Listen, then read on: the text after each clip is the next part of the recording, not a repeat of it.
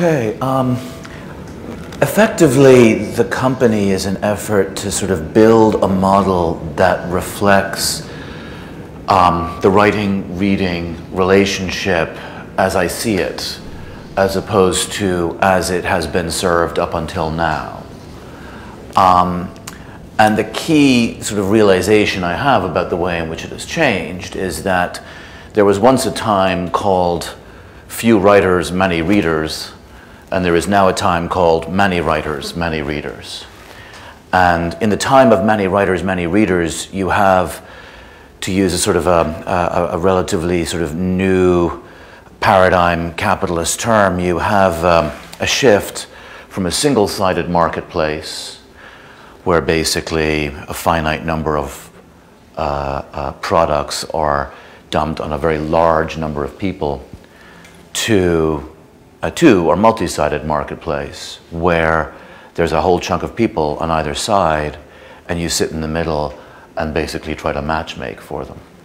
That's the cute way of describing it. Harvard Business Review has other ways of describing it. And an example of a two-sided marketplace is the market, let's say, for Adobe Reader, for PDF, where they give away the reader that you read PDFs on, and they charge up the wazoo for Adobe Acrobat, which makes the PDFs, crudely summarized. And so, in effect, the people who are buying the expensive software are subsidizing the people who get given the software. So I sort of felt that just looking at the soft skull slush pile, it was just absolutely clear that the world where I somehow or another geniusly picked books out of the slush pile was basically gone. And that in part because the people who were submitting those books, those manuscripts, were buying all my damn books. They were my most important customers. And how did I treat them? I sent them form rejection slips. The people who were keeping us afloat were the people I treated most rudely.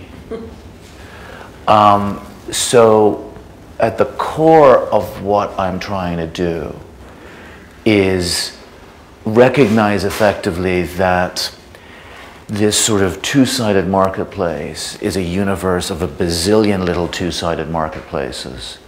And they're beautifully represented by the ecosystem of American and indeed international independent publishing, where you have writers and readers who identify with presses like Melville, like Verso and the New Press, like Soft Skull, and see themselves as a part of that community and wish to participate as deeply in that community as possible. And we want to give them the opportunity to do that. That's sort of vague, but we'll keep talking and I'll get more specific. Thank you, Colin. What exactly is Or Books? Or Books is a company that John Oakes and I set up in the middle of last year, and we decided that we were just going to start from scratch, that for the sort of books that we wanted to publish, which in my case, I suppose, are broadly political books, although some cultural books as well. And in John's case, I think the emphasis of what he does is probably more cultural, but he's also interested in political publishing. The traditional model was no longer working.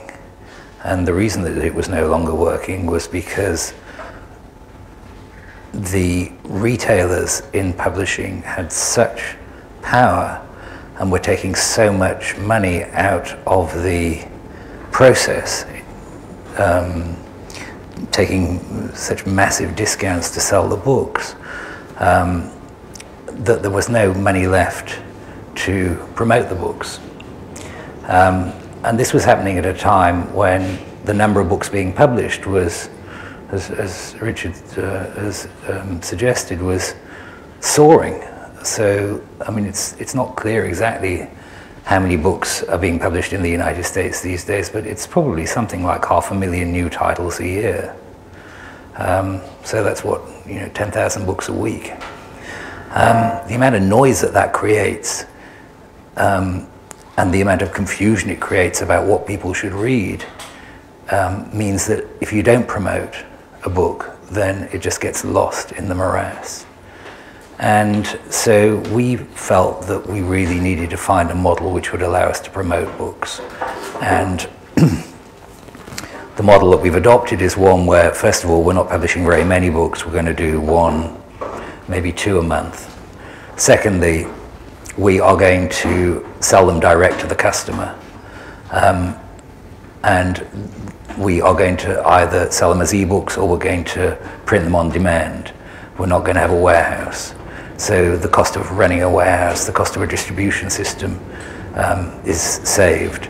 We are not going to give big discounts away because we're going to be selling direct to the customer. And the money that we save in all of those areas, we're going to spend on promotion. So we're talking about spending $25,000, $50,000, $100,000 promoting every book that we publish, which is an unprecedented amount of money for the sort of titles that John and I are interested in. We began last fall with the publication, as Dennis mentioned, of this book, Going Rouge. We had to do it pretty quickly because the idea came from an agent who had seen the announcement of Sarah Palin's own book, Going Rogue. And so we only had about a month to put the book out, but publishing in the way that we are, selling direct, we can avoid the incredibly long delays of the conventional distribution system. And so we did. We put the book out in about a month. We published it on the same day as Sarah Palin's own book.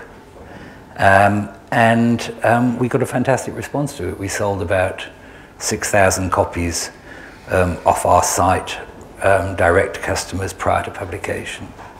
6,000? About 6,000.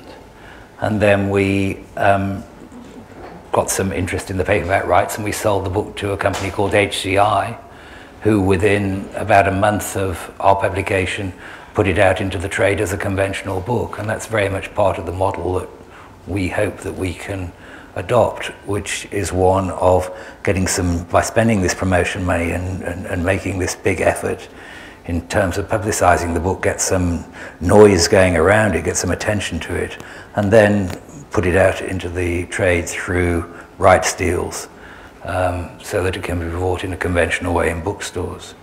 So, I mean, it's obviously incredibly early days. We've only done one book, but as Dennis mentioned, it did go onto the extended list of the New York Times bestsellers. And so at the moment, I think we can claim to be the only publishing company in New York City and possibly the world which only publishes New York Times bestsellers.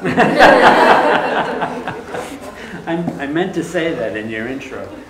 So just to clarify, are you also doing the print version of books, or is that not in the plan? No, it's very much in the plan, and but we're printing them without a warehouse. So what we'll do is we'll announce the book. We'll start spending some serious money promoting it, nearly all digitally. I mean, it's all, you know, running ads, buying mailing lists. Video is really an important part of what we're doing. We're trying to put together really great short videos about the books that can be passed around virally. And we'll try and build as many orders as we can before we release the book. We'll print that number. Those you don't have to print. I mean, people think print on demand is printing one copy at a time. I mean, that's not how we're doing it. I mean, if we can build 3,000, 4,000, 5,000 orders, well, we'll print that number, obviously. But the first edition is going to be an ebook. No, it's we're announcing them simultaneously as ebooks and paperbacks or hardbacks. And on this book, on Going Rouge, we announced both simultaneously. The ebook was considerably cheaper than the paperback. I'd say that about 95% of the orders that we took were for the print edition. So I think although the e-book market is growing, it's still quite a small part of the business as things stand now.